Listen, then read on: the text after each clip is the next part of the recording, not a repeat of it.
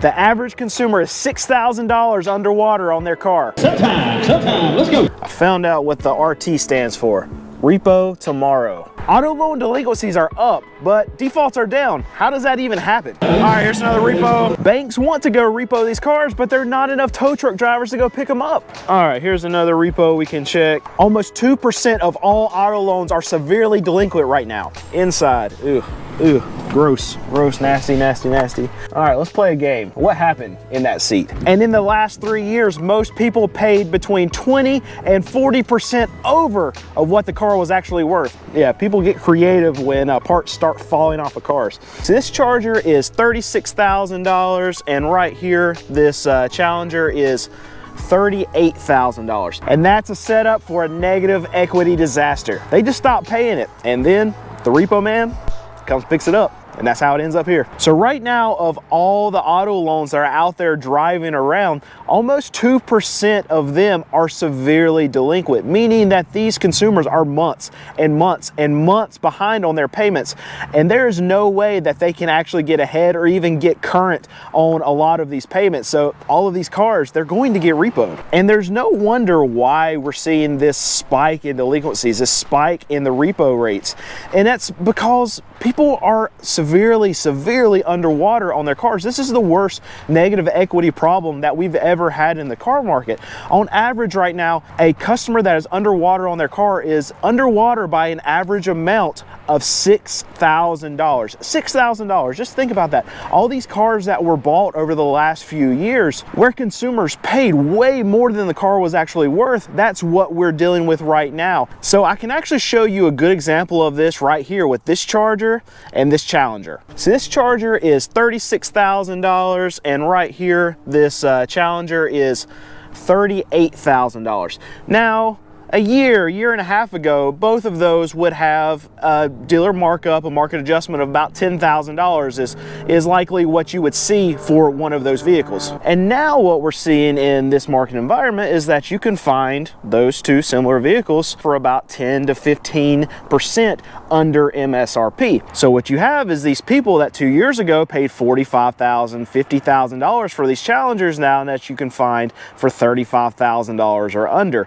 And what we see happening in particular with these Chargers, with these Challengers, is that when people got these auto loans a year and a half, 2 years ago, they didn't put any money down. So these vehicles that are now worth $25,000, $30,000, they still owe 40 grand on these vehicles, so they're $10,000 upside down. So because you had dealers that were charging these ridiculous market adjustments and you had consumers that were actually paying them, what it's causing right now in the market is this massive gap between what consumers actually owe on their car versus what their car is actually worth. And as someone that owes $45,000 on a vehicle like this, and then you walk up on a lot and see one that's 2 years newer and has 0 miles on it, and it's selling for $35,000 right now, what are you starting to think about as a consumer? So now here's what's happened in the last few years. People have gone and they've purchased these vehicles and they pay way over the value of what these cars were actually worth. And traditionally what will happen to a new vehicle is once you buy the vehicle, in that first year, you will actually lose 20% of the value of the car. But what these people were doing is they were paying market adjustments. They were paying add-ons. They were paying for nitrogen. I've seen market adjustments on cars of $30,000 and $35,000, and that's what these people were paying. So not only do these cars lose that 20% of the value in the first year, but they lost all of that extra that these consumers were paying, all of these market adjustments, all these add-ons. They don't make the car worth more a year later. We take the initial value of what the car was worth that these consumers were already paying too much for, and then decrease that by 20%. So in a lot of cases, these cars aren't diminished by 20%. These cars have lost 30, 35, in some cases 40% of their value in the first year. And that takes years and years and years of payments for these customers that are underwater to get back to where they have any kind of equity in their car. And when consumers are looking at their paperwork, then a lot of these consumers are going to come to this massive realization that, uh-oh, I made a bad mistake. And the easiest way for a lot of these consumers to get out of their car payment, It's what happened to this Honda right here. They just stopped paying it, and then the repo man comes picks it up, and that's how it ends up here. So this massive negative equity crisis that we're having in the market right now, it's just the beginning, because a lot of these consumers, their vehicles, because wholesale prices are coming down, and just across the retail market we are seeing prices coming down, their values are getting hammered, and this negative equity problem that consumers are having right now with their auto loans is only going to get worse. Check it out. That is the duct tape special.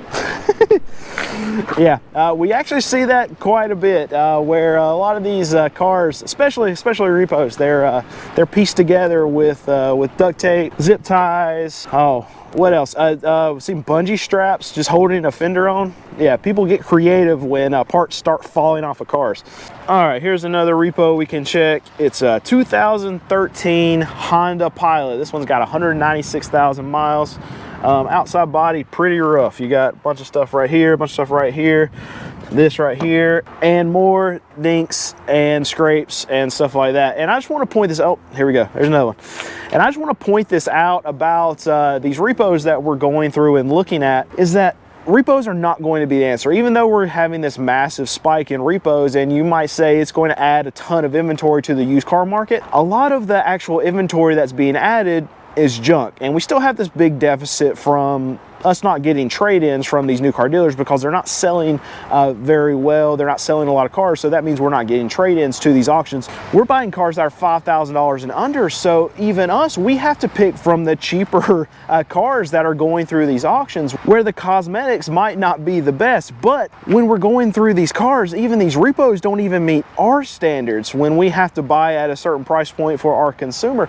So these repos, a lot of these dealers, we don't even want to touch them. So no, the inventory solve is not coming from these spike in repos, these spike in delinquencies, these spike in defaults. It's not really going to help a lot of us, because these are cars that we don't even want to buy in the first place. So here's another big reason for this repo crisis, this auto loan delinquency crisis, is that the average new car interest rate right now is somewhere around 9.5%. And for used cars, it's about 14%. And a lot of people, when they're actually going in to buy these cars, they're not thinking about interest rates. A lot of times they're not even thinking about what they're paying for the car.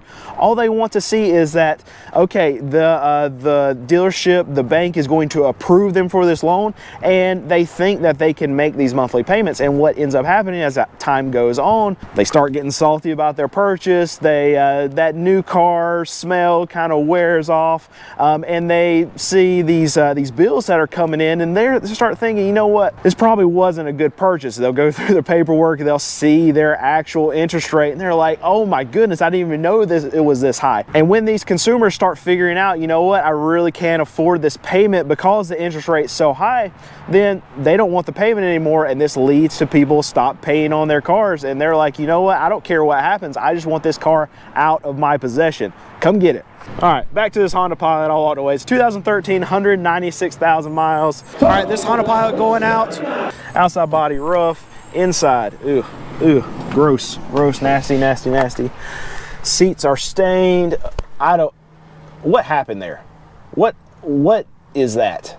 All right, that Pilot's up to $1,100. It's a repo, up to $1,200. Not this Land Rover. That Pilot's already rolled out. That's not just kids. I know in the last one where I asked what happened, it looks like somebody got murdered in the back seat. And everybody's told me it's kids spilling chocolate milk and stuff. That's not just kids. That's nasty. I'll give you another shot of it. There you go. All right, let's play a game. What happened in that seat? Anyway, nasty, gross, but we'll check this and see what it brings, just so you can see the price of a repo that looks like this. Oh, and cracked windshield. Up to $1,100. They're just begging for bits at this point. They're not even close. Auctioneer's asking the seller how much. They want $4,500 for that Pilot, and it only brought $1,100. They're so far apart. Delinquencies are actually way up, but defaults came in down last month. That's weird, right? And also delinquencies that are over 60 days are way up. These banks, these finance companies, these dealers, they're not going to pick up the cars. What's going on?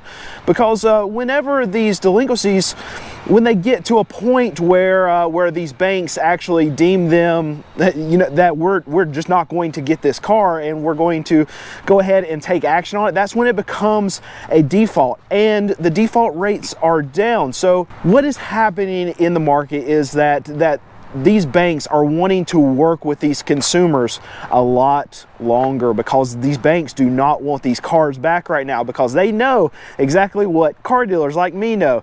The car dealers that are at these auctions like this is that the wholesale values are getting absolutely hammered. So what these banks know is that if they go get these cars that these consumers are not paying on, and they're significantly underwater on all of these vehicles, they're going to take a big hit. So it's actually better for the banks right now to work with these consumers to try to keep them in these cars and try to get as much money out of these consumers as possible right now, because the banks know that they're about to take a huge hit. But on top of these banks working with these consumers longer because they don't want to take these massive hits at these auctions, too, there's no availability for tow truck drivers, these recovery companies, to actually get a lot of these vehicles right now.